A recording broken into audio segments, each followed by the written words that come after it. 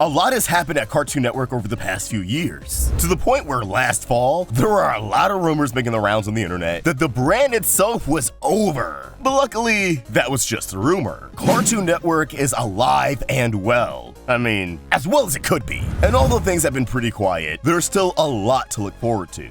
So without further ado, I want to run down all of the upcoming Cartoon Network shows. And while some of these were announced for HBO Max, it's unknown if they still will be making their way there or end up on another platform, like Amazon Prime, which recently scooped up Ed, Edd n Eddy and Dexter's Laboratory, with their movies being made available on streaming in high definition for the very first time ever. Let's kick things off with the next Adventure Time series, Fionna and Cake, something that's been stated to be the first young adult Adventure Time series. And considering the OG is already TV PG and got away with a lot, I am very curious to see how they're going to push the envelope this time. But what is this 10-episode spin-off series about? Well, as far as we know, the synopsis is as follows. Fionna and Cake, with the help of former Ice King, Simon, embark on a multiverse-hopping adventure and journey of self-discovery. All the while, a powerful new antagonist determined to track them down and erase them from existence lurks in the shadows.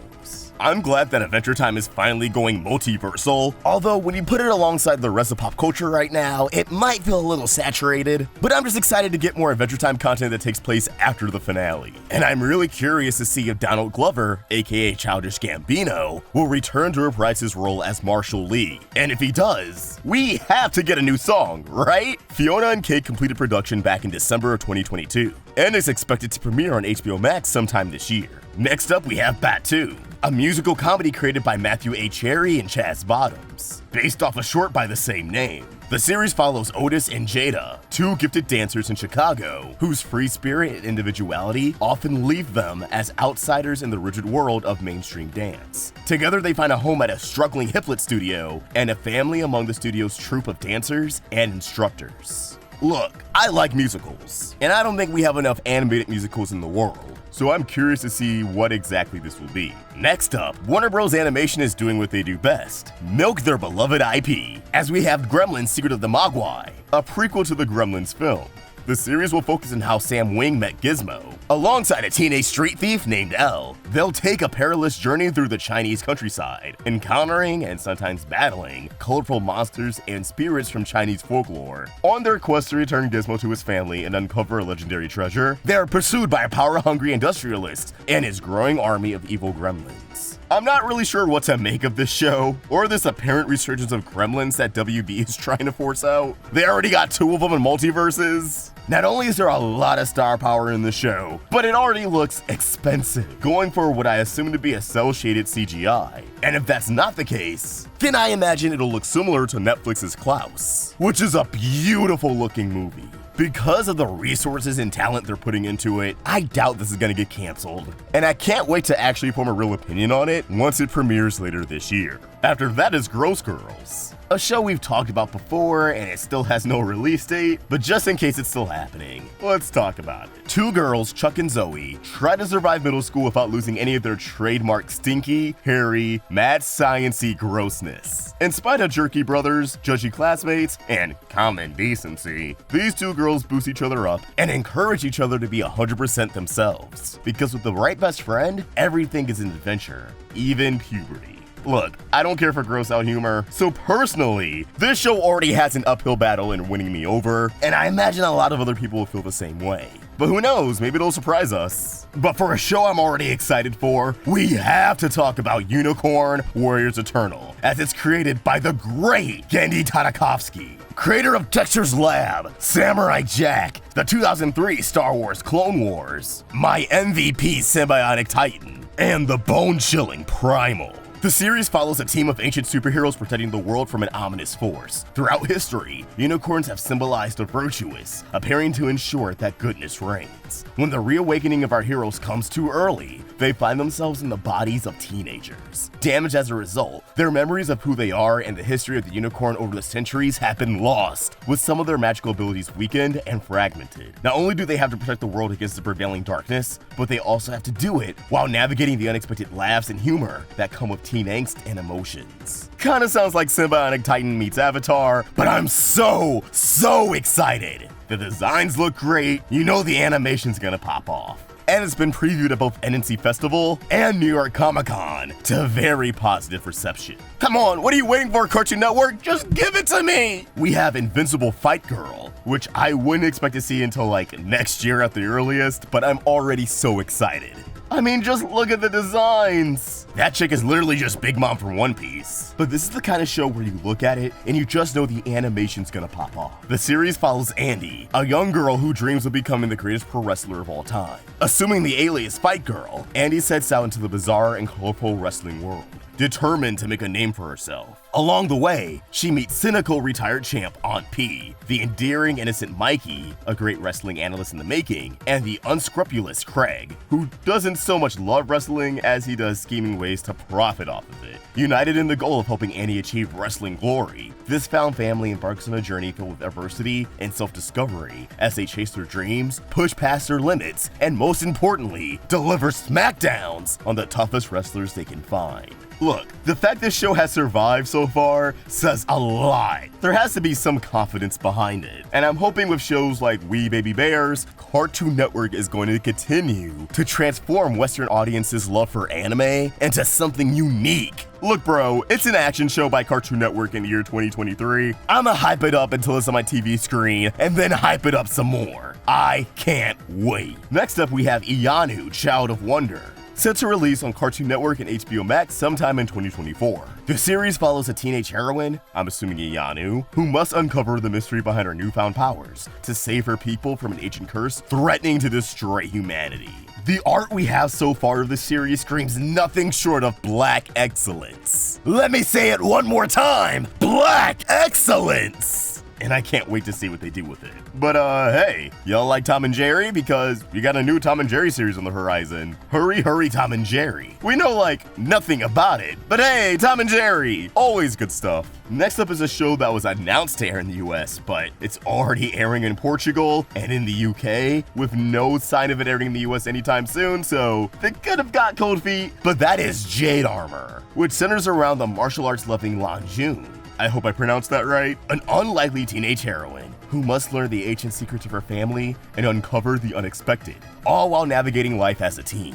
Look, Cartoon Network, the whale is real dry right now. If you have a show, why not just air it? Next up is a spinoff that we already know is going to be short-lived because it got cut alongside its main series. But we have the Craig the Creek spinoff, Jessica's Big Little World, an educational preschool series that follows Craig's bright, independent, spirited little sister, Jessica, as the Creek's favorite first grader embarks on adventures of her own. Although it is going to be short-lived, the team behind it seemed pretty excited, and Jessica always makes me laugh. So while this series may not exactly be for me, I plan to eventually watch an episode or two just to see how it is. Speaking of Craig, there's still the Craig the Creek movie on the horizon.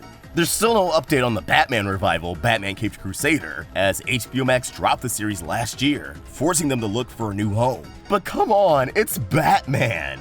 With big names such as Bruce Timm, J.J. Abrams, and Matt Reeves attached to it. Unfortunately, if the situation didn't get better, I don't think the passing of Kevin Conroy did it any favors. But if it does survive, and Kevin Conroy didn't get the chance to record anything yet, I hope the new Batman is given some grace, because those are big shoes to fill. Next up, something that I hope is still in production, is My Adventures with Superman, a reimagining that follows Clark as he builds his secret Superman identity and embraces his role as the hero of Metropolis, and perhaps the world. Lois Lane, now growing into a star investigative journalist, takes aspiring photographer Jimmy Olsen under her wing. All the while, Clark and Lois are falling in love, sharing adventures, taking down bad guys, stumbling over secrets, and discovering what it means to be Superman and Lois Lane. I like that they're taking this origin, coming of age kind of approach to Superman. I think the character really needs it, considering that if you're not a Superman diehard, you kinda know nothing about him. So between this and the DCEU rebooting with a younger Superman, ooh, I sense corporate synergy, then they might be paving the way for the character to finally get some respect. We have a new Scooby-Doo series called Scooby-Doo and the Mystery Pups premiering next year. I don't want to talk about this one. It's for their preschool lineup, which, how has it survived this long? Did Tickle You survive this long back in the day? Look, it's just not for me, but it's a thing. Speaking of preschool reboots, there's another Tom Tom and Jerry call it Tom and Jerry Time, which sounds like it's gonna be the OG, but mixed with some edumacation, you know? We have the Teen Titans spinoff, The Night Begins to Shine, which feels like it was announced forever ago, and it's pretty straight to the point. It's the Night Begins to Shine episodes, but as their own series. Apparently, SWAT Cats is coming back. That's news to me. Another show that's been announced for Cartoon Network, but has already began to air internationally, comes from the studio behind Gumball, and its name is The Heroic Quest of the Valiant Prince Ivandoe, which follows Ivandoe, a young white-tailed deer, and Prince of the Forest. One day, his father, the mighty stag, sends him on a quest in search of the legendary golden feather of the fearsome Eagle King. Ivandoe has now embarked on an epically silly quest from Stag Kingdom to Eagle Mountain. Accompanied by his squire and best friend, Bert, a blue mountain bird, he travels through the 5 kingdoms, encountering royal rivals, magical fairy tale creatures, and a bunch of assorted weirdos along the way. I like this concept. Seems like there's a lot of potential to do something unique. I just hope it lasts longer than Elliot from Earth did. God, the theme song slapped. Why did you sleep on it? Yeah, I watched it. I may not have made a video on it, but I watched it on HBO Max. Like 5 episodes, and then it got taken off.